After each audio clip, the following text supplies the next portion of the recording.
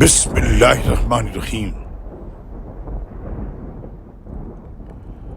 لوگ آپ سے ذوالقرنین کے بارے میں پوچھتے ہیں،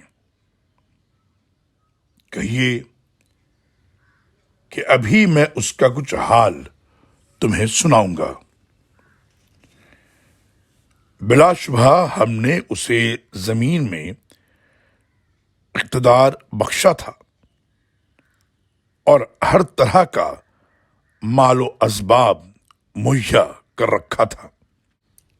چنانچہ وہ ایک مہم پر چل کھڑا ہوا، حتیٰ کہ وہ سورج غروب ہونے کی جگہ پہنچ گیا۔ اسے یوں معلوم ہوا جیسے سورج سیاہ کیچڑ والے چشمے میں ڈوب رہا ہے۔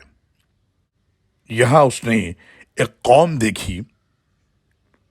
ہم نے کہا، ذوالقرنین، تجھے اختیار ہے، خواہ ان کو تو سزا دے یا ان سے نیک رویہ اختیار کرے۔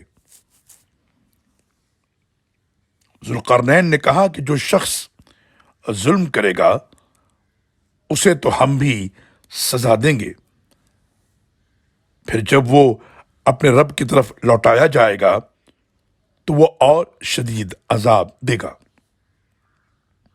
البتہ جو ایمان لایا اور نیک عمل کیا اسے اچھا بدلہ ملے گا، اور اسے ہم اپنے سہل کام کرنے کو کہیں گے۔